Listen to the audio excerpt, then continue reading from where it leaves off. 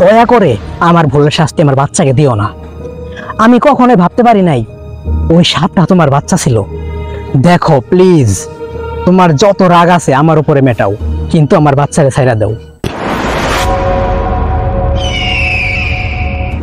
Welcome back fear on black magic YouTube চ্যানেলে আপনাদের সবাইকে স্বাগত জানাচ্ছি। আমি শাহিন। আজকে আমি আপনাদের যে রক্তহীন করা একটি ভৌতিক ঘটনা শোনাবো, সেই ঘটনাটি আজ পর্যন্ত কোথাও শেয়ার করা হয় নাই। তো আশা করি সম্পূর্ণ ঘটনাটি আপনারা মন দিয়ে শুনবেন এবং ভয় পেয়ে তারপর এখান থেকে যেতে হবে। তো আর কোনো কথা না বাড়িয়ে সরাসরি ঘটনাটি শোনা যাক। আমার নাম রফিক, ছদ্মনাম। আমার স্থানীয় বাসা এই বাংলাদেশের কোনো একটি জেলার কোনো একটি ছোট্ট গ্রামে। আমার সাথে এই ঘটনাটি যে সময় ঘটেছিল তখন 1975 অথবা 76 এরকম একটা সময়। তো আমাদের গ্রামটা ছিল একদম নির্জন, একটি অজপাড়া একটা গ্রাম। তো অজপাড়া গ্রাম বলতে আমরা কি বুঝি? আমরা বলতে আমি যতটুকু বুঝি, এটা হয়তো কোনো নির্জন একটা গ্রাম, নির্জন একটা পরিবেশ, তাকেই বোঝানো হয়। তো আমাদের গ্রামটা আমি এইভাবেই ধরলাম, আমাদের গ্রামটা একদম নির্জন ছিল। তো আমাদের এই ছোট্ট একটা গ্রামে আমার বাবা মা সবাই এই জায়গায় ছিল, আমিও ছিলাম। তো আমার সাথে এতদিন এই গ্রামে বসবাস করি, কখনো কিছু হয় নাই। কিন্তু হয় নাই দেখে হবে না যে এমন তো কোনো কথা না। হ্যাঁ, ঘটনা একটা হয়েছে। তো আমার পেশা হইতাছে কাঁচামালের ব্যবসা। তো আমাদের গ্রামের পাশে একটা বড় একটা বাজার আছে। তো সেই বাজারে আমি প্রতিনিয়ত আমার কাঁচামালগুলা বিক্রি করি। তো প্রতিদিন রাতের বেলা আমার সেই কাঁচামালগুলা ওই বাজারে থাকে, যেহেতু প্রতিদিনের কাজ এটা। তো প্রতিদিনের মতো আমি রেগুলার আমার বাসায় যাই। তো সেদিন রাত খুব একটা না, তখন ঘুরিতে দেখলাম রাত 8টা বাজে। এই সময় আমি বাজার থেকে বের হয়েছি। তো বললামই তো, আমাদের এটা একদম নির্জন একটা এলাকা। যদিও প্রতিদিন যাওয়া আসা করি, ভয় করে না। তো কে জানে, আমিও জানতাম না আজকে এরকম একটা নির্মম ঘটনা আমার সাথে হবে। তো আমি বাজার থেকে আমার বাড়ি ফেরার পথে রওনা দিই। তো প্রতিদিন আমার এই শ্মশানের রাস্তা দিয়েই বাজারে যাওয়া আসা করতে হয়। তো এটাকে দুর্ভাগ্য বলা যায় না সৌভাগ্য বলা যায় তা বলতে পারবো না। তো বললামই তো, ঘটনা প্রতিদিন হয় না, হলে একদিনই হয়। তো যখন আমি সেই শ্মশানের কাছাকাছি গেলাম, ঠিক শ্মশানের একদম কাছাকাছি যাওয়ার পর আমি দেখলাম আমার পিছন থেকে 3-4টা কুকুর ডাকাডাকি করতেছে। তো আমি পিছনের দিকে তাকানোর পর কুকুরগুলো দেখে একদম ভয় পেয়ে যাই, কারণ একটা না 3-4টা।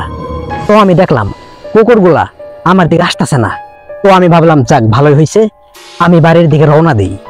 তো এইটা বইলা যখন সামনের দিকে হাঁটা লাগাই, ঠিক 5 থেকে 10 হাত এগোনোর পর আমার সামনে একটা কালো একটা সাপ।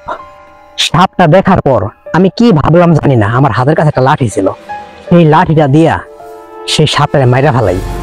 বিশ্বাস করবেন কিনা জানি না, সাপটাকে মারার পর সাথে সাথে সেই শ্মশানের পরিবেশটা একদম থমকে গেল।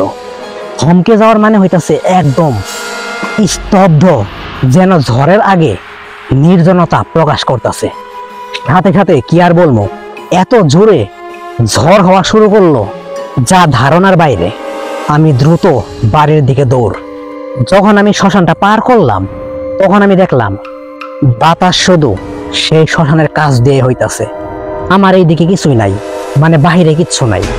তো তখন আমি অনেকটাই ভয় পাইছি। তো আমি বাড়িতে যাই।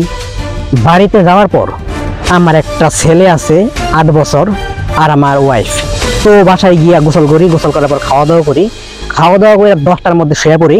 তো শুয়ে পড়ার পর এমনি প্রতিনিয়ত আমার ঘুম ভাঙে না। তো সেই রাতেই কেন যেন রাত 3টার সময় আমার ঘুম ভেঙে যায়। তো ঘুম ভাঙার সাথে সাথে বুঝতে পারলাম যে আমার ওয়াশরুমে যেতে হবে। তো বললামই তো, আমাদের এটা গ্রাম অঞ্চল। তো বাথরুম ছিল আমাদের ঘরের বাহিরে। তো আমি দরজা খুইলা বাথরুমে যাওয়ার জন্য রওনা হই। তো আমি বাথরুমে যাই, যাওয়ার পর বাথরুম শেষ করার পর তখন আমি বের হই।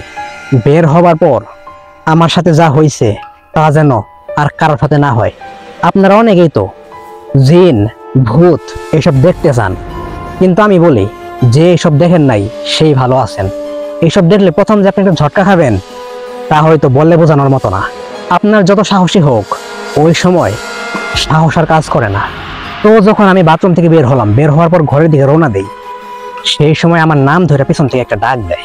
ভাইবা দেখুন, এত রাতে আমার বাথরুমের পাশ থেকে কে আমায় ডাক দেবে? একদম সাধারণ মানুষের মতো, কিন্তু কণ্ঠ আমি চিনি না। তো ডাকটা আমাকে একবারই দেয়। তো পেছনের দিকে তাকাই, তাকানোর পর দেখতে পারলাম কেউ একজন আছে। তো আমি দেখতে পারতাছি একটা অন্ধকারের মধ্যে আর একটা ঘন কালো অন্ধকার, মানে একটা অবয়ব, একটা মানুষের আকার দেখা যাইতাছে। তো জানি না কি কারণে আমি তখন তার কাছে গেছিলাম। তো আমি যখন ধীরে ধীরে তার কাছে যাই, আমি দেখি যত আমি কাছে যাই তত জিনিসটা লম্বা হয়, যত কাছে যাই তত জিনিসটা লম্বা হয়। অবশেষে আমি তার কাছাকাছি যাওয়ার পর বুঝতে পারলাম এটা 6 থেকে 7 ফিট এতটা লম্বা একটা অবয়ব। তখন সে আমায় বলল, তুই আমার সন্তানটারে মাইরা ফেলাইছ, ওর সন্তানরে নিতে আইছি। কি রে, কিছু বুঝতে পারলি না? আজকে তুই আমার সন্তানরে শ্মশানের কাছে বাইরে মাইরা ফেলাইছ না? সন্তান হারানোর কষ্ট এখন তোকে আমি বুঝাবো, তুই যা পারিস করতে পারিস। এইটা বইলা অবয়বটা সেই জায়গায় থেকে অদৃশ্য হয়ে যায়। বিশ্বাস করবেন, তখন আমি এতটাই ভয় পাইছি, ভয় তো দূরের কথা, সেই সময় আমি আমার বাচ্চার চিন্তা করতেছি। তো সাথে সাথে আমি দৌড় দিয়ে আমার ঘরে যাই। ঘরে গিয়ে আমার বাচ্চার দিকে প্রথমে তাকাই, তাকানোর পর আমি দেখি।